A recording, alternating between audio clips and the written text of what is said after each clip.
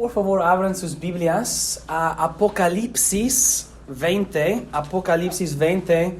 El bosquejo que les he preparado tiene muchos versículos, pero vamos a empezar leyendo una porción que no está en el bosquejo. Entonces, abran sus Biblias, por favor, a Apocalipsis 20. Y ustedes saben que en nuestro estudio de la primera epístola de Pablo a los tesalonicenses, Pablo habla acerca de la segunda venida de Jesucristo y nosotros estamos estudiándolo en más detalle que lo que Pablo menciona en primero de Tesalonicenses. Y en particular hemos estado estudiando la secuencia o el orden de los eventos incluidos en el fin del mundo o la segunda venida de Jesucristo o el día del Señor. Entonces hemos hablado acerca de cómo Cristo vendrá con todos sus santos ángeles, que vendrá de una manera en que vendrá claramente, no habrá duda acerca de si será Jesús o no, y que Jesús levantará a todos los muertos. Y nosotros el domingo pasado estudiamos la victoria de Jesucristo sobre Satanás, la derrota de Satanás, en particular el fin del engaño. Y lo que toma lugar después de esto, o la siguiente parte de la secuencia o del orden, es el juicio. El juicio de todos los hombres y todos los malos ángeles. Y entonces, para demostrar que esto toma lugar después de la derrota de Satanás, vamos a leer de Apocalipsis 20. Lean conmigo entonces Apocalipsis 20, los versículos 7 al 15. Cuando los 1000 años se cumplan, Satanás será suelto de su prisión y saldrá a engañar a las naciones que están en los 4 ángulos de la tierra, a Gog y a Magog, a fin de reunirlos para la batalla, el número de los cuales es como la arena del mar. Y subieron sobre la anchura de la tierra y rodearon el campamento de los santos y la ciudad amada, y de Dios descendió fuego del cielo y los consumió. Y el diablo que los engañaba fue lanzado en el lago de fuego y azufre, donde estaban la bestia y el falso profeta, y serán atormentados día y noche por los siglos y de los siglos. Entonces, Jesús ha venido, ha derrotado a Satanás, y luego ¿qué? Versículo 11 y 12. Y vi un gran trono blanco, y al que estaba sentado en él, de delante del cual huyeron la tierra y el cielo, y ningún lugar se encontró para ellos. Y vi a los muertos, grandes y pequeños, de pie ante Dios, y los libros fueron abiertos, y otro libro fue abierto, el cual es el libro de la vida. Y fueron juzgados los muertos por las cosas que estaban escritas en los libros según sus obras. Entonces aquí en estos versículos vemos el juicio después de la derrota de Satanás. Y por eso estamos estudiándolo aquí en el orden o en la secuencia del día del Señor. Entonces, para el bosquejo vamos a pasar por 5 puntos que llenan 3 páginas con muchos versículos. Pero la ventaja que ustedes tienen es que les he dado todos los versículos. Entonces, no sean perezosos porque yo les he dado todo lo que necesitan. Consideraremos entonces 5 cosas acerca del día de juicio, el gran día, el juicio del gran día, empezando con número 1. Número 1, Jesucristo, nuestro Dios y nuestro Salvador, será el juez en aquel día. Jesucristo será el juez en el juicio del gran día. Y las Escrituras nos enseñan esto en varios lugares. En particular, Pedro dijo en Hechos 10:42 que Jesús, Él es el que Dios ha puesto como juez de los vivos y de los muertos. Jesús será el juez. Y también Pablo, en Hechos 17, Dice, por cuanto Dios ha establecido un día en el que ha de juzgar al mundo con justicia, por medio del hombre a quien ha designado, dando fe de ello a todos, al resucitarle de entre los muertos. El que fue resucitado será el juez en aquel día, dice Pablo, obviamente hablando acerca de Jesucristo. Pedro lo dice, Pablo lo dice, y lo dicen porque antes de ellos Jesús mismo había proclamado que Él sería el juez del juicio del gran día. En el Evangelio de Juan, en capítulo 5, el Señor Jesucristo dice, y también el Padre le dio autoridad para hacer juicio, porque Él es el Hijo del Hombre. No se asombren de esto, porque vendrá la hora cuando todos los que están en los sepulcros oirán su voz y saldrán, los que hicieron el bien para la resurrección de vida, pero los que practicaron el mal para la resurrección de condenación. Entonces sabemos que Jesús, cuando habla acerca del juicio, está hablando acerca del juicio final, porque menciona también la resurrección. Todos los muertos serán resucitados y Jesús será el juez que separa los malos de los buenos, o las ovejas de las cabritos, gracias. Sí. Jesucristo mismo será el juez. Pero las Escrituras también nos dicen que habrá otras personas o otros seres participando en este juicio. Las Escrituras nos dicen que los hombres, los creyentes, y los ángeles santos participarán en este juicio. Por ejemplo, Pablo dice en 1 de Corintios, capítulo 6, versículos 1 al 3, dice, ¿cómo se atreve alguno de ustedes, teniendo un asunto contra otro, a ir a juicio delante de los injustos, y no más bien delante de los santos? ¿O no saben que los santos han de juzgar al mundo? Y si el mundo ha de ser juzgado por ustedes, ¿son indignos de juzgar pleitos tan pequeños? ¿No saben que hemos de juzgar a los ángeles? ¿Cuánto más las cosas de esta vida? Ahora bien, si tú me preguntas ¿qué significa esto? ¿En qué sentido? ¿Cómo participaremos en el juicio del mundo o de los ángeles? Yo no les puedo decir exactamente, pero yo sé que la palabra de Dios ha pronunciado que nosotros participaremos en esto. Yo les puedo dar una posibilidad, pero parece que es más que esto. Es que, por ejemplo, en Mateo 12, 41, Jesús dice, los hombres de Nínive se levantarán en el juicio contra esta generación y la condenarán, porque ellos se arrepintieron ante la proclamación de Jonás. Y aquí uno mayor que Jonás está en este lugar. Y Jesús está diciendo que la fe de los de Nínive será un juicio de los que no creen, los que han conocido a Jesús. Entonces la fe de los creyentes en Nínive condenará a los incrédulos en aquel día. Entonces, por lo menos, nuestra fe en aquel día también será una condenación contra los incrédulos, los que no creyeron. Nosotros participaremos en el juicio, por lo menos en este sentido. Pero cuando Pablo habla de nuestro juicio de los ángeles, etc., en 1 de Corintios 6, hay un paralelo, que nosotros juzgamos casos en este mundo.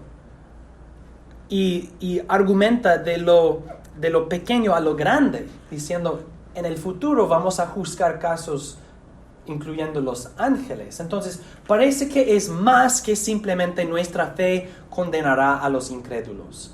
Pero yo no puedo decirles exactamente qué significa esto. Pero Dios nos capacitará para el trabajo. Nosotros seremos preparados para eso.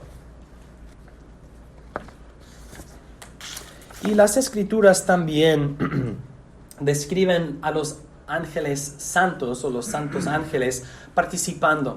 porque dice que los ángeles separan las ovejas de los cabritos. Y en la parábola de las malas hierbas y el trigo, los ángeles separan a los malos de los buenos. Entonces parece que sabemos que Jesús será el juez, pero sus santos ángeles y sus santos, nosotros, participaremos en ciertos sentidos. Eso podemos decir acerca del día del juicio.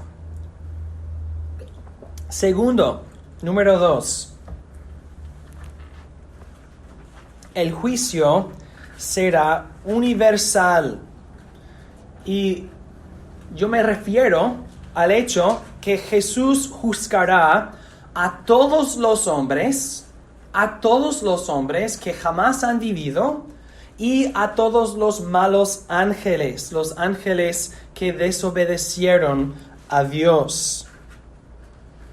Es posible que los santos ángeles también pasarían por el juicio, pero no han hecho nada pecaminoso, ni han sido pecaminosos, entonces no sé si aplica a ellos.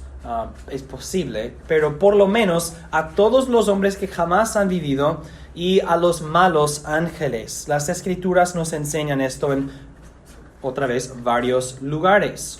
Por ejemplo, Judas versículo 6.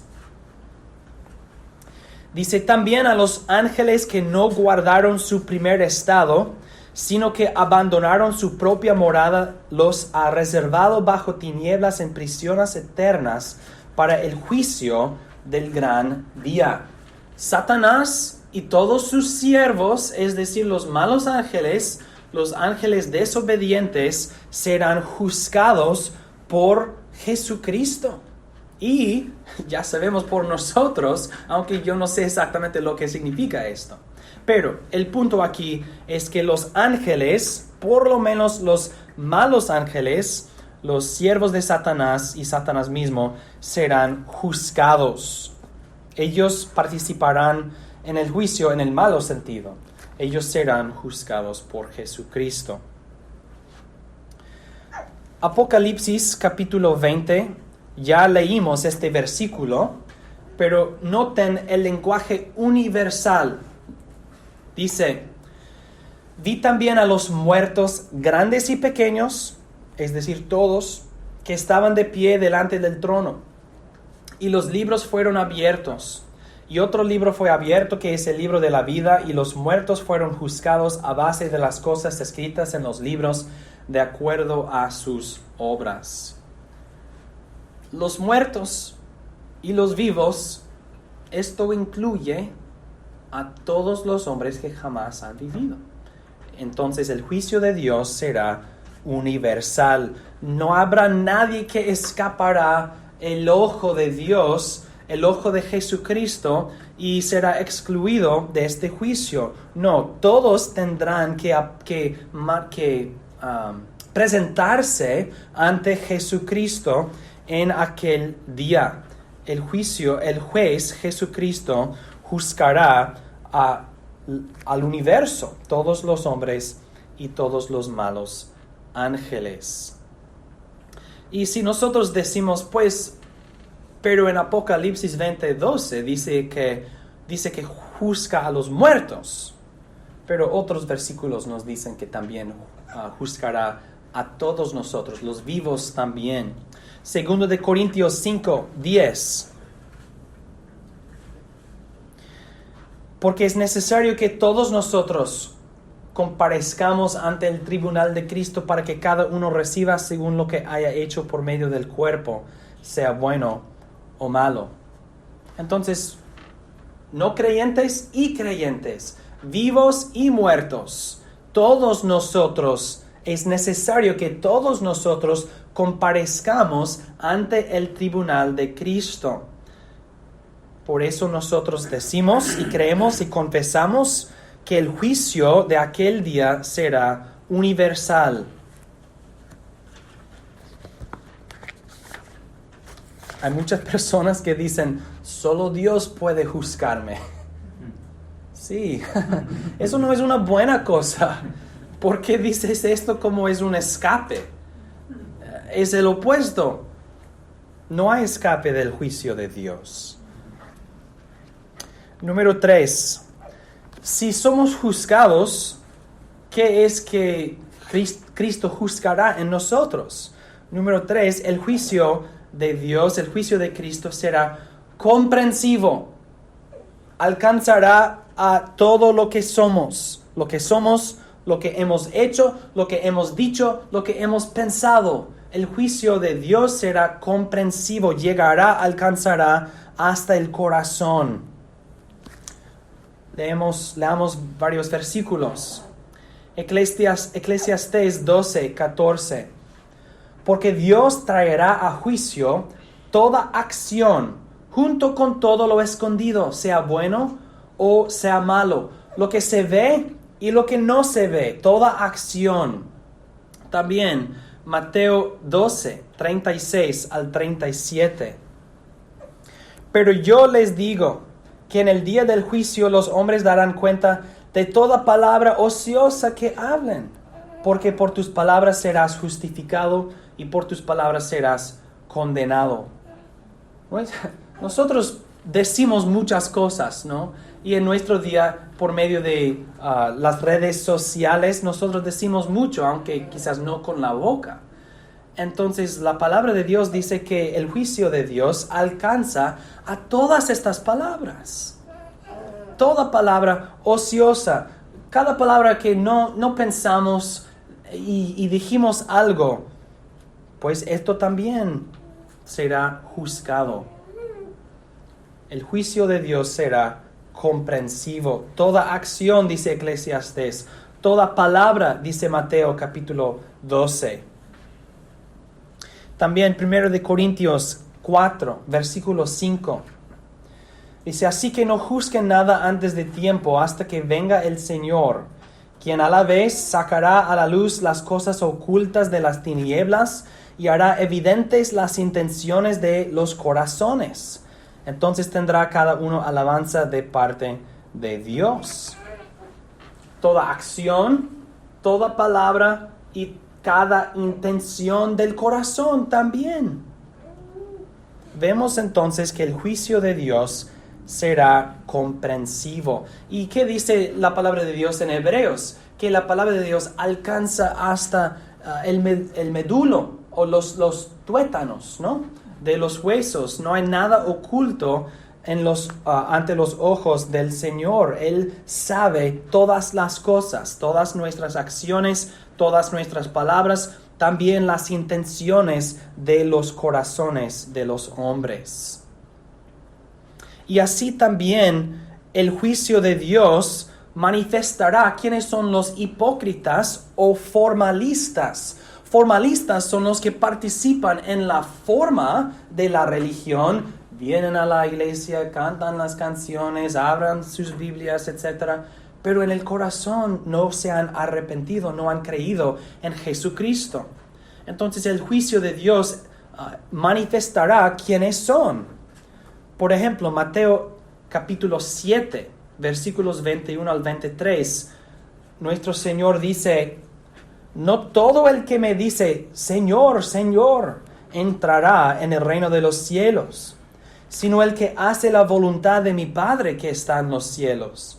Muchos me dirán en aquel día, Señor, Señor, ¿no profetizamos en tu nombre? ¿En tu nombre no echamos demonios? ¿Y en tu nombre no hicimos muchas obras poderosas? Entonces yo les declararé, nunca les he conocido. Apártense de mí, obradores de maldad. Entonces, ya que el juicio de Dios es comprensivo, alcanzando al corazón, eso manifestará quiénes son los hipócritas en el reino de Dios. Muchos que han dicho, Señor, Señor, muchos que han hecho las cosas religiosas, que han rezado tantas veces, que han hecho esas cosas, esos ritos, que han obedecido todos los ritos y todas las leyes religiosas que han querido, o han cantado todas las canciones, han leído todos los libros, pero en su corazón son hipócritas. Y Dios, Jesucristo les dirá, nunca les he conocido apártense de mí, obradores de maldad.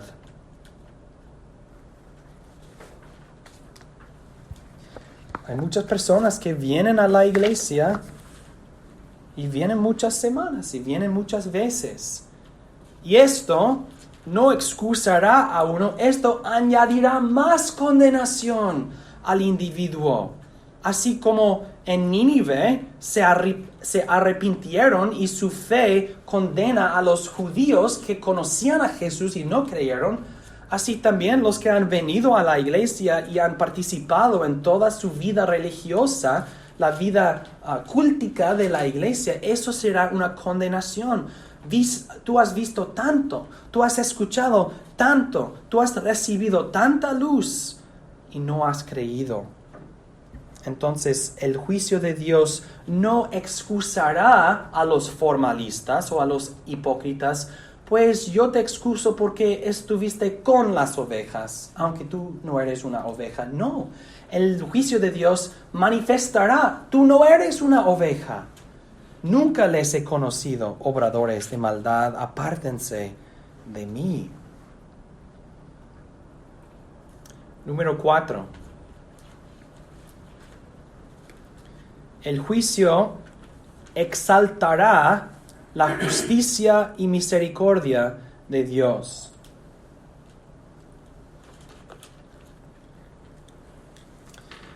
Cuando el juicio de Dios manifiesta la magnitud, la plenitud del pecado de cada persona, cuando el juicio de Cristo revela la plenitud, la magnitud del pecado de cada ángel y cada hombre, ¿qué será la reacción? ¿Qué será la reacción? Pues en aquel día, cada boca será cerrada. Cada cabeza inclinará. Cada rodilla se arrodillará. Y cada lengua confesará que Jesús es el Señor. Pablo dice en Romanos 14, pero tú, ¿por qué juzgas a tu hermano? O tú también, ¿por qué menosprecias a tu hermano? Pues todos compareceremos ante el tribunal de Dios. Porque está escrito, vivo yo, dice el Señor, que ante mí se doblará toda rodilla y toda lengua confesará a Dios. De manera que cada uno de nosotros rendirá cuenta a Dios de sí mismo. Hay muchas personas que gritan blasfemias, que gritan sus rechazos del Evangelio y gritan con alegría su incredulidad. Rechazan a Jesucristo con gozo y con orgullo y soberbia. Están satisfechos con su rechazo del Evangelio. Y en aquel día, los que ahora gritan y hablan mucho, no tendrán nada para decir. No tendrán ni una defensa. No habrá nada que podrán decir en su defensa, porque todo su pecado será expuesto, será manifestado. Y no podrán decir otra cosa, sino Jesús es Señor. Ante mí se doblará toda rodilla y toda lengua confesará a Dios. Muchos quieren saber si también los pecados de los creyentes serán expuestos en aquel día, y la respuesta es que sí. Nuestras acciones, nuestras palabras ociosas, nuestras intenciones también serán revelados. Pero la gran diferencia entre las ovejas de Cristo y los cabritos de Satanás en aquel día es que nuestros pecados, que entonces comprenderemos en su plenitud, nuestros pecados serán perdonados. Y de hecho, nosotros seremos vindicados en aquel día, porque Dios ya ha pronunciado juicio contra nosotros en Jesucristo. Dios ya nos ha juzgado en Jesucristo, en su muerte y en su resurrección. Entonces, nuestra vindicación en aquel día será el momento final de nuestra salvación. Como dice la palabra de Dios en muchos lugares, seremos salvados de la ira venidera. Habrá ira, pero nosotros no vamos a perecer en aquella ira. Aquella ira no nos va a destruir, no nos va a destruir. Y también la luz de Cristo exponiendo a todo, manifestando a todo, también vindicará nuestras buenas obras y nuestro servicio fiel a Jesucristo. Como dice Pablo en 2 de Timoteo 4, versículo 8, por lo demás me está reservada la corona de justicia, la cual me dará el Señor, el juez justo, en aquel día. Y no solo a mí, sino también a todos los que han amado su venida. Para nosotros, aquel día será un día de vindicación. Y el juez justo nos dará la corona de justicia. ¿Una corona hecha de nuestras obras? No, claro que no. Sino de la justicia de Jesucristo.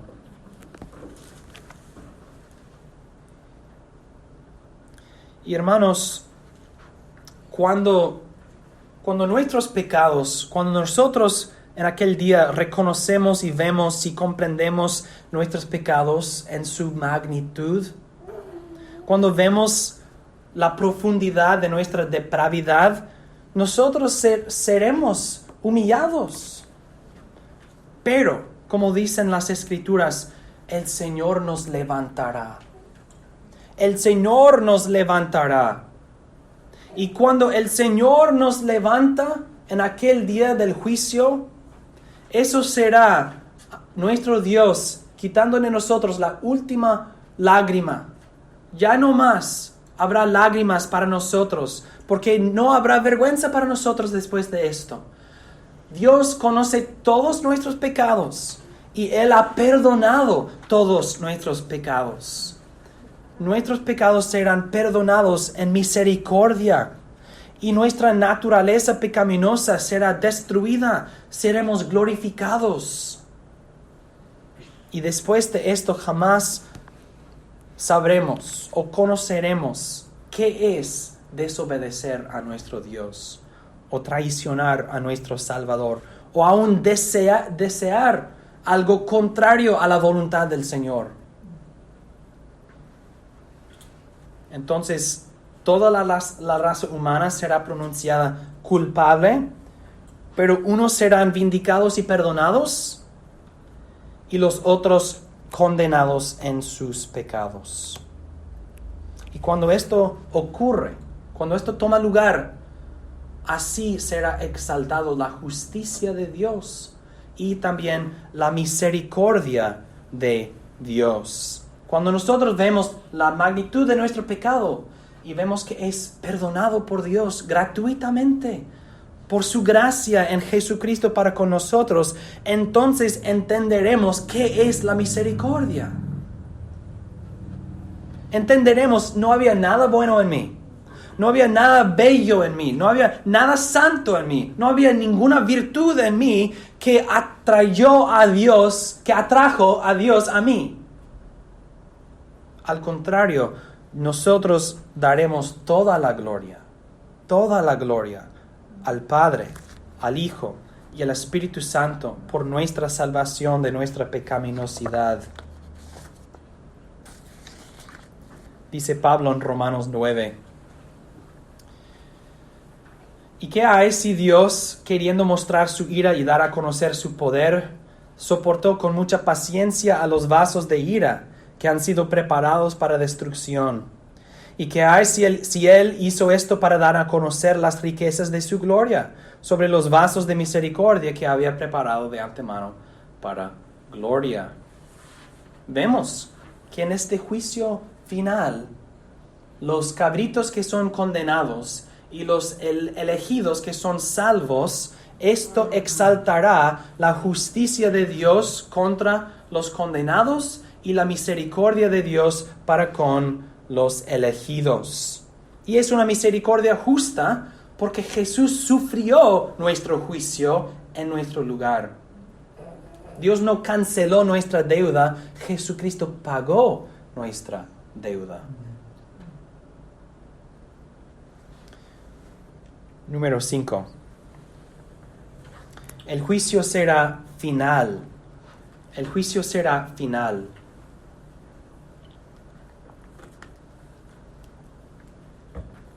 Al ser juzgado hay una sentencia y después la ejecución. Unos vindicados, otros condenados. Y serán enviados a sus hogares eternos. Unos a la tormenta, otros a la gloria. Y este juicio será final y eterno.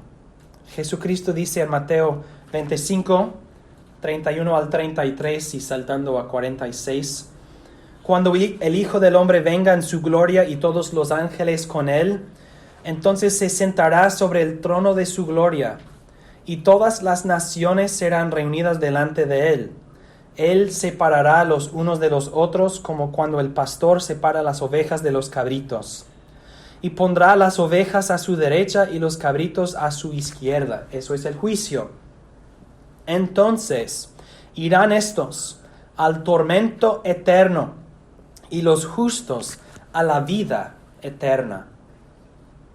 Noten las palabras eterno y eterna. Después del juicio, los grupos separados serán enviados a destinos distintos y eternos. El tormento eterno para los malos y la vida eterna para los justos en Jesucristo. Y nosotros vemos esto también en 2 de Tesalonicenses 1, 7 al 9.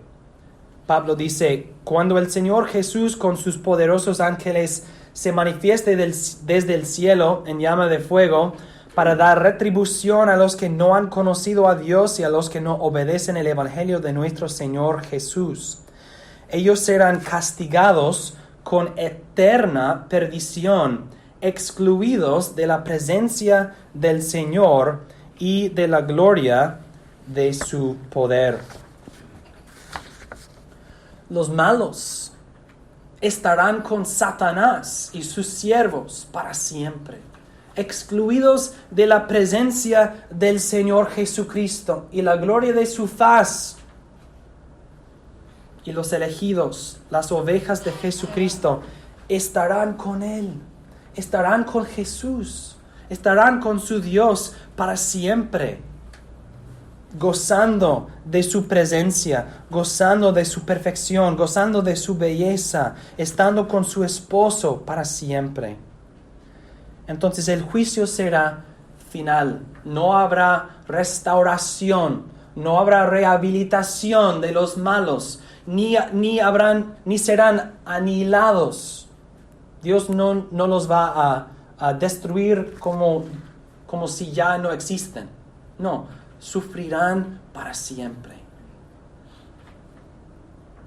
Es tormento eterno, es eterna perdición, excluidos de la presencia del Señor y de la gloria de su poder. Y como dije el domingo pasado, tendrán que vivir para siempre los malos, no solamente en tormento, no solamente en perdición, no solamente con Satanás y sus siervos, pero también sabiendo que su sentencia es justa, sabiendo que fueron engañados por Satanás, sabiendo que oyeron el evangelio y no lo creyeron. Eso también será una parte de su juicio, una parte de su castigo eterno. Será lo que ahora saben, que antes deben haber sabido, pero rechazaron.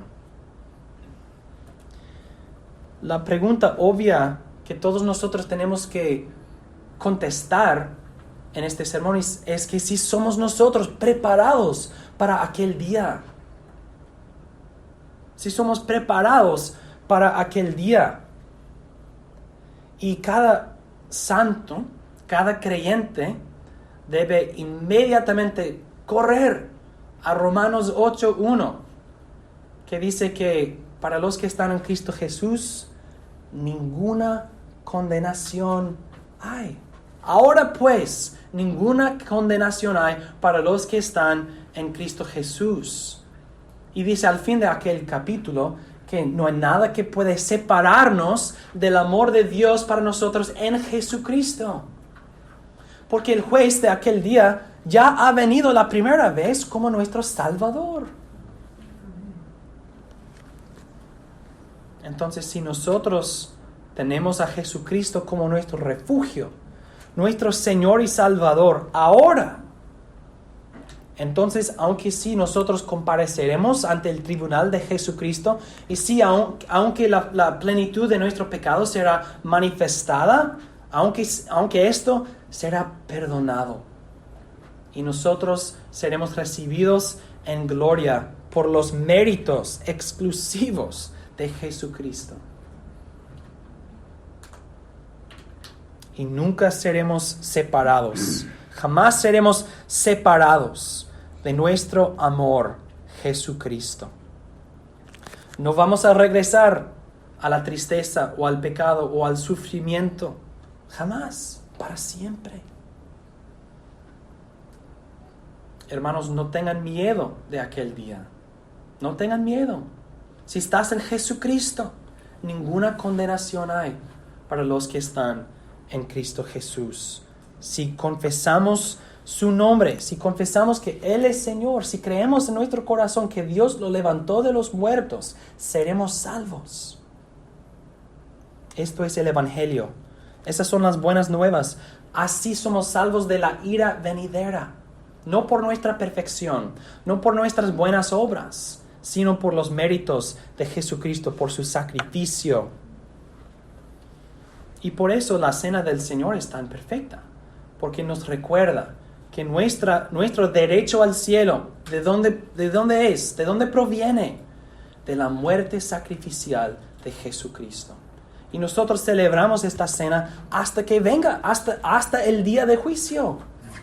Vamos a participar de la cena del Señor hasta el juicio final, porque eso es nuestro boleto para entrar en el juicio y sobrevivir.